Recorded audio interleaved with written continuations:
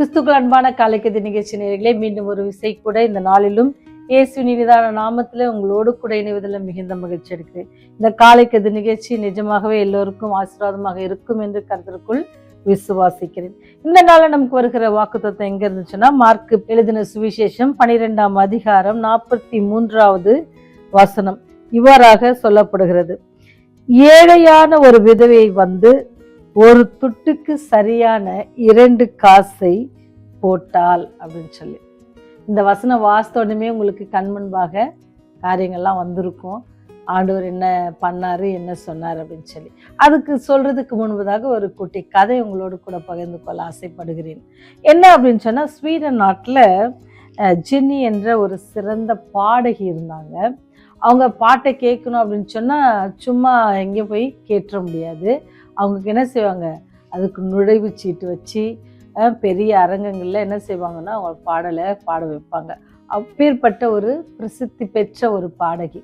அந்த பாடகியுடைய நிகழ்ச்சிக்கு போகணுன்னா கட்டணமே என்னது, அதிக விலையாக இருக்கும். எப்படின்னா நம்ம கிரிக்கெட்டுக்கு போகிறோம் பார்த்தீங்களா, அதுக்கு டிக்கெட் வாங்குறதுக்கு எவ்வளோ பிரயாசப்பட்டு எவ்வளோ காலையில் போய் நின்று அதுக்கான விலையும் என்னது ரொம்ப ஜாஸ்தி. ஒருவேளை நம்ம போகலை அப்படின்னு சொன்னால் விலை கொடுத்து வாங்கணும்னு சொன்னால் இன்னும் அதிகமாக காசு கொடுத்து வாங்கி போவாங்க. ஏன்னு சொன்னால் அது மேலே உள்ள நாட்டம் பிரியம்னால போவாங்க. அதே போல தான் அநேக காரியங்கள், விளையாட்டு மாத்திரம் இல்லை, அநேக பொழுதுபோக்கு காரியங்களுக்கெல்லாம் நம்ம என்ன செய்யணும், அதிகமாக பணம் கொடுக்கணும். எல்லாராலையும் போக முடியாது. சில சுற்றுலா பிளேஸ்லலாம் பார்த்தீங்கன்னு சொன்னால் நுழைவு கட்டணமே 500 ரூபாய் இருக்கும். ஆனால் நம்ம ட்ராவல் பண்ணி போன காசு என்னதான் இருக்கும், 300 ரூபாய் இருக்கும். அந்த 500 ரூபாய் கொடுத்து உள்ளே போகாமல் அந்த ஏரியாவை மட்டும் சுற்றி பார்த்து வந்து அநேக நண்பர்கள் சொல்கிற காரியங்கள் நம்ம கேள்விப்பட்டிருப்போம். இங்கேயும் அதே மாதிரி தான் இந்த பாடகி பாடுகிற அந்த பாடலுக்கு அந்த பாடகி மேலேயும் அந்த பாடல் மேலேயும் ரொம்ப விருப்பம் உள்ள 2 சகோதரிகள் இருந்தாங்க. ஆனால் அவங்க யார் அப்படின்னு சொன்னால் ரொம்ப ஏழையான சகோதரிகள். ஆனால் அந்த பாட்டின் மேலே அந்த குரல் மேலே ரொம்ப என்னன்னா பற்றுதல் அவங்களுக்கு ஜாஸ்தியாக இருந்துச்சு. அப்போ அவங்க ஊர்லேயே அந்த அந்த விழா நடக்கிறதாக கேள்விப்படுறாங்க. ரொம்ப ஆசையாக இருக்குது. ஆனால் அங்கே என்ன ஒரு அனௌன்ஸ்மெண்ட்னா, நுழைவு சீட்டு இருக்குது அப்படின்னு சொல்லி. அப்போ அந்த சகோதரிகள் நினச்சாங்க, ஐயோ அந்த சீட்டு வாங்குறது கண்டிப்பாக நம்மகிட்ட காசு கிடையாது, சாப்பிட்றதுக்கே கஷ்டப்படுறோம், இந்த வேலையில் எப்படி நம்ம போய் நுழைந்து சீட்டு வாங்க முடியும் அப்படின்னு சொல்லி கண்டிப்பாக அந்த பாட்டுக்கு விழாவுக்கு நம்மளால் போக முடியாது, அந்த கச்சேரியில் நம்ம போய் பார்க்க கூட நமக்கு முடியாது அப்படின்னு சொல்லி ரொம்ப வருத்தம் இருந்துச்சு. அதே சமயத்தில் அவங்க யோசித்து பார்த்தாங்க, சரி நம்ம விழாக்கு போக தான் என்னது நுழைவு கட்டணும், ஆனால் அந்த அம்மாவை போய் பார்க்குறதுக்கு ஏதாவது வாய்ப்பு இருக்குமான்னு பார்த்து ஒரு வார்த்தை சொல்லிட்டு வந்துடலாமே அப்படின்னு யோசித்தாங்க. அப்படி யோசிச்சுட்டு என்ன செஞ்சாங்க அப்படின்னு சொன்னால், யோசிச்சுட்டு இப்போ எப்படி அவங்கள வெறும் கையோட போய் பார்க்குறது, பெரிய பாடகி பிரசித்த பெற்றவங்க, அவங்கள பார்க்குறது வந்து அவ்வளோ ஈஸி கிடையாது. ஃபஸ்ட்டு அவங்க போய் பார்க்க முடியுமானது கிடையாது. அப்படி ஒரு வேளை வாய்ப்பு கிடைச்சா கூட வெறும் கையோடு எப்படி போகிறது அப்படின்னு சொல்லி இந்த சகோதரிகள் யோசித்தாங்க. அப்படி யோசிச்சுட்டு என்ன செஞ்சாங்க அப்படின்னு சொன்னால், அவங்க தோட்டத்தில் பார்க்குறாங்க அழகான ரோஜா பூக்கள் அதிகமாக இருந்துச்சு. உடனே என்ன செஞ்சாங்கன்னு சொன்னால், அதை ஒரு சின்ன ஒரு பொக்கை மாதிரி பண்ணி என்ன செஞ்சாங்க, அழகாக பூங்கொத்து மாதிரி பண்ணி எடுத்துகிட்டு போகிறாங்க. அப்படி அவங்க போகிறப்ப அவங்களுக்கு தெரிஞ்சிச்சு எங்கே தங்கியிருக்கிறாங்க. உங்களுக்கு தெரியல, அவங்களுடைய டீட்டெயில்ஸ்லாம் போடுவாங்க. ஏன்னா இவங்க அவ்வளோ ஒரு ஆர்வம் உள்ள சகோதரிகளாக இருந்தாங்க. சிஸ்டர்ஸ் 2 பேரும் என்ன செஞ்சாங்க, அவ்வளோ ஒரு ஆர்வம் இருந்துச்சு. எப்படியாச்சும் அவங்க பாட்டு நம்ம கேட்டு இவ்வளோ ரசிக்கிறோமே, நேரில் பார்த்தா எப்படி இருக்குன்றது தானே எல்லாருக்கும் ஆசை இருக்கும். அதே தான் இவங்களுக்கு இருந்துச்சு. அப்போ அந்த ஒரு பூங்கொத்தை எடுத்துகிட்டு போகிறாங்க. நீங்கள் நினைக்கிறீங்களா போன உடனே அவங்க பார்த்துருக்க முடியும்ன்ட்டு? கண்டிப்பாக முடியாது. ஏன்னா அவங்கள பாதுகாக்கிறதுக்காக எத்தனையோ பேர் காவலுக்கு வச்சுருப்பாங்கல்ல, அத்தனை காவலையும் அவங்க தாண்டி தான் அவங்கள போய் பார்க்க முடியும்.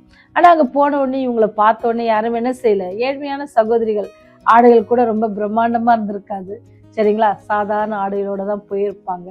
அப்போ என்ன செஞ்சாங்கன்னா, அவங்க எவ்வளோ கேட்குறாங்க, இல்லை நான் எங்களுக்கு கண்டிப்பாக அவங்கள பார்க்கணும் அப்படின்னு சொல்லி கேட்க, அப்போ சத்தம் உங்களுக்கு தெரியல, இல்லை நாங்கள் பார்க்கணும். அப்போ சத்தம் பக்கத்து அறையில் இருந்த அந்த அம்மாவுக்கு என்ன செஞ்சுன்னா, அந்த குரல் கேட்டுச்சு, யாரோ சத்தம் போடுற மாதிரி. உடனே அவங்க வெளியே எழுந்துச்சு வந்து பார்க்குறாங்க. அப்படி அந்த பாடகி வந்து பார்த்தோன்னே 2 சகோதரிகள் நின்று இது மாதிரி அவங்ககிட்ட வாக்குவாதம் பண்ணிகிட்டு இருக்காங்க. கையில் ஒரு பூங்கொத்தும் இருந்துச்சு. அப்போ இந்த அம்மா சொன்னாங்க, அனுப்பிச்சி விடுங்க அவங்கள என்ன செய்யுங்க, உள்ளே அனுப்புங்க அப்படின்ட்டு சொல்கிறாங்க. அப்போ அவங்க உள்ளே அனுப்புங்க அப்படின்னோடனே இந்த சகோதரிக்கு சந்தோஷம் என்ன செய்யலை, தாங்க முடியல. சந்தோஷமாக போயிட்டு அவங்ககிட்ட அந்த பூங்கொத்தை கொடுத்து சொன்னாங்க, உங்கள் நிகழ்ச்சியை பார்க்கணுன்னு ரொம்ப ஆசை. ஆனால் அதுக்கு எங்களுக்கு வசதி கிடையாது.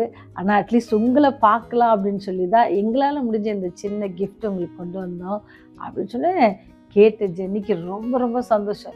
இப்பேற்பட்ட இந்த கஷ்டமான படுற பிள்ளைங்க கூட நம்ம பாட்டை கேட்டு இவ்வளோ சந்தோஷப்படுறாங்க, இவ்வளோ நம்மளை நேசிக்கிறாங்களா, அதில் ஒரே ஒரு வார்த்தைன்னா இவ்வளோ நேசிக்கிறாங்களா, அவ்வளோ தூரம் வந்து பர்மிஷன் கேட்டுட்டு அவ்வளோ கெஞ்சி நிற்கிறாங்களே அப்படின்னு சொல்லி அவங்களுக்கு ரொம்ப சந்தோஷமாயிருச்சா.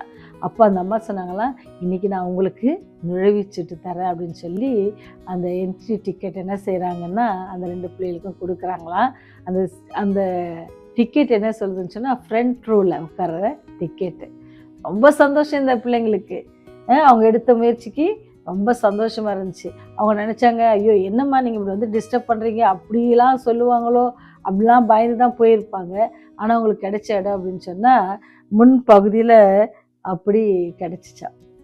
ஒருவேளை நீங்கள நானும் கூட நினச்சி பாருங்கள். அப்புறம் அந்த நிகழ்ச்சி உங்களுக்கே தெரியும், ஃபர்ஸ்ட் ரோவில் இடம் கிடைச்ச உடனே இன்னொரு நிகழ்ச்சி அங்கே நடந்துச்சு.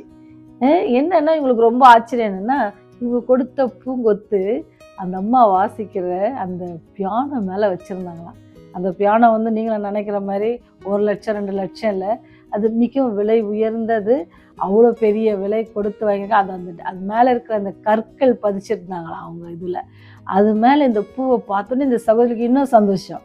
பரவாயில்ல, சில நேரத்தில் சின்ன ஒரு பூங்கொத்தெல்லாம் கொடுத்தாங்கன்னா கண்டிப்பாக அதெல்லாம் ரொம்ப பெருசாக இது பண்ண மாட்டாங்க. ஆனால் அவங்க அதை வந்து ரொம்ப அது ஒரு அந்த பியானோ மேலே வச்சுருந்தாங்களாம். அந்த இசை வாசிக்கிற அந்த இடத்துல ரொம்ப சந்தோஷப்பட்டுட்டாங்க. நிகழ்ச்சி முடிந்த பிறகு இன்னொரு நிகழ்ச்சி நடந்துச்சு பாருங்கள். ஃபஸ்ட்டு வந்து பார்த்துட்டாங்க, 2வது அவங்களுக்கு கொடுத்த வெகுமதி அங்கே பெரிய இடத்துல இருக்குது, ஸ்டேஜில் இருக்குது.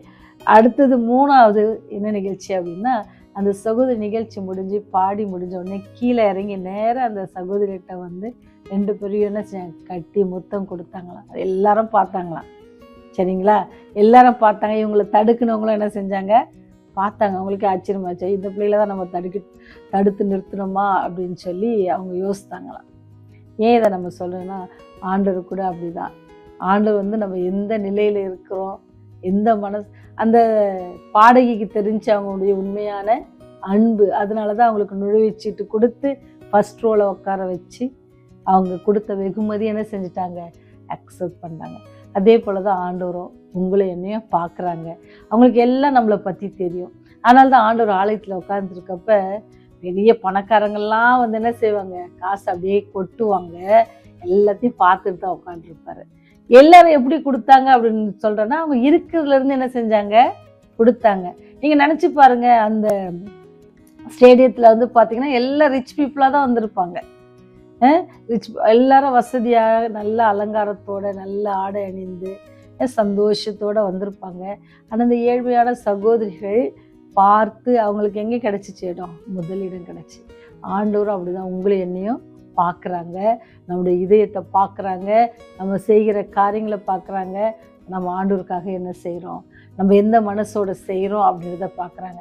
நீங்கள் அவர் அந்த காணிக்கை பெட்டி பக்கத்தில் உட்கார்ந்து அதை நீங்கள் உங்களுக்கு நேரம் கிடைச்சிச்சின்னா, இந்த வேதாங்கமும் இருக்கும், எல்லார் வீட்லேயும் அநேகமாக இருக்கும்னு நினைக்கிறேன். அவங்களுக்கு என்னது, அது வெறும் புதிய ஏற்பாடு கூட வச்சுட்டு சில வீட்டில் இருப்பாங்க.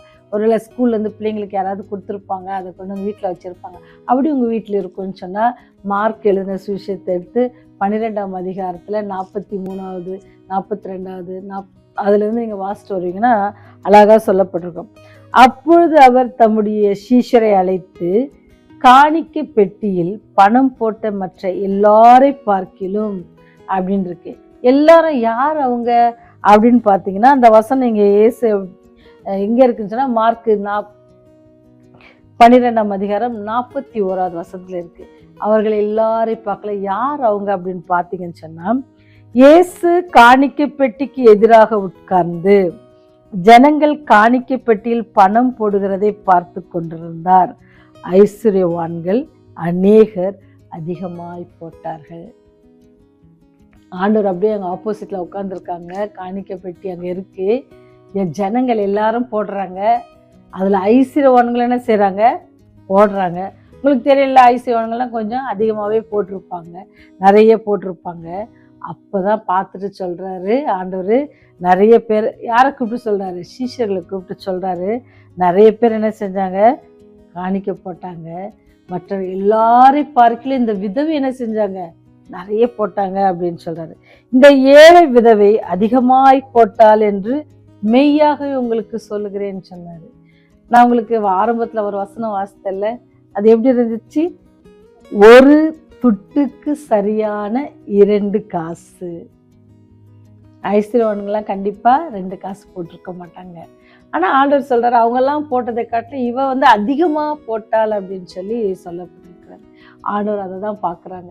அவள் தனக்கு இருந்த எல்லாவற்றையும், தனக்கு இல்லாத குறையை கூட என்ன செய்யல, பெருசா நினைக்கல. தன்கிட்ட இருக்கிறது யாருக்கு கொடுக்கணும்னு நினைச்சா, ஆண்டவருக்கு கொடுக்கணும்னு நினைச்சா. ஆண்டவருடைய ஆலயத்துல நான் வைக்கணும் அப்படின்னு சொல்லி அவன் நினைச்சா.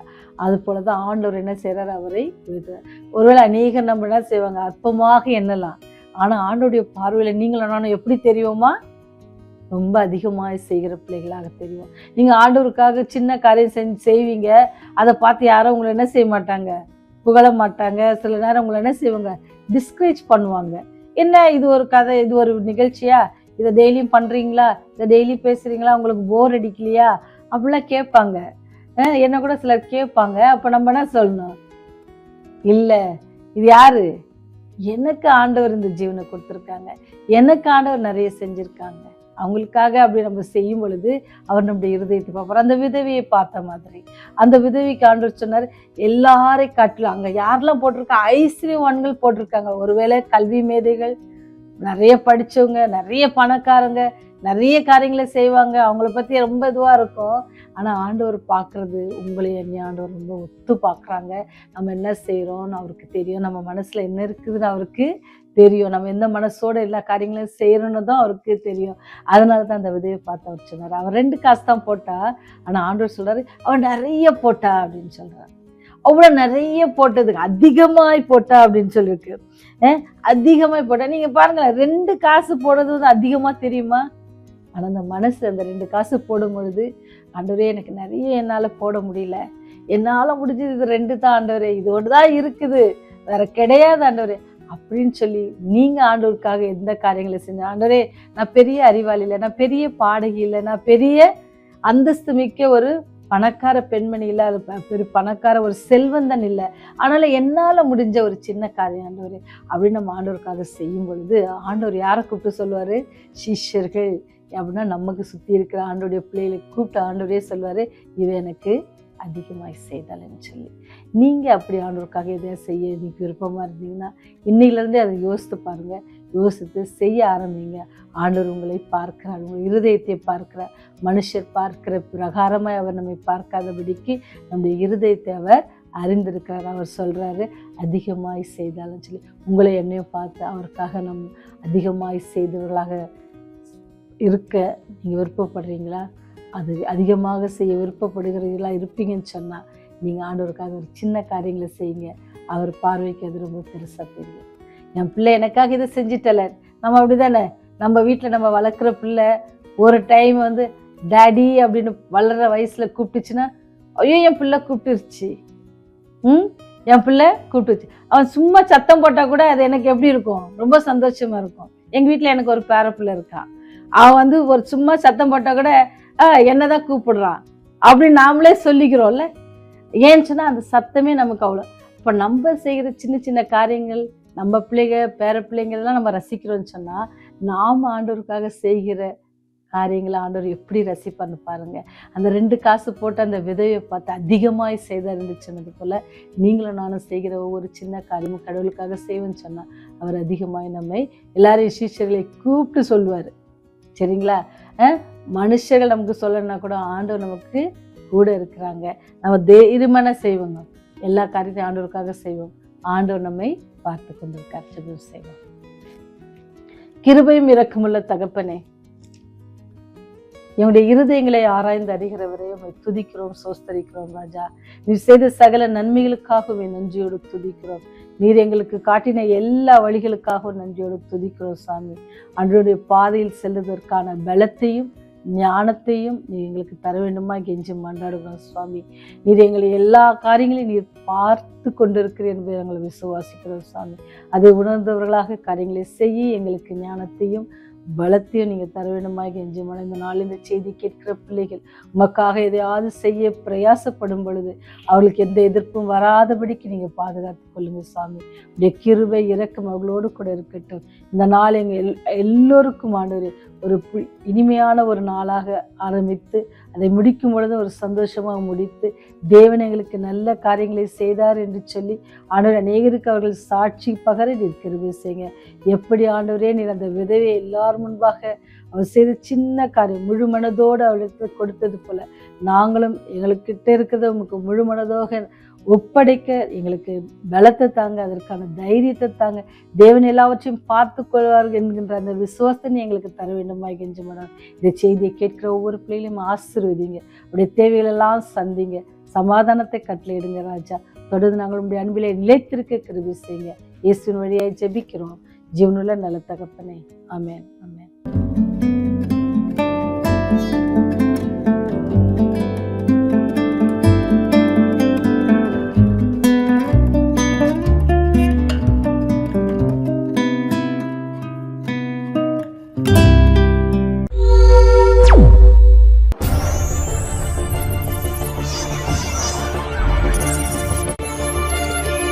நீங்கள் பார்த்துக் கொண்டிருப்பது உங்கள் ரிவைவல் டிவி.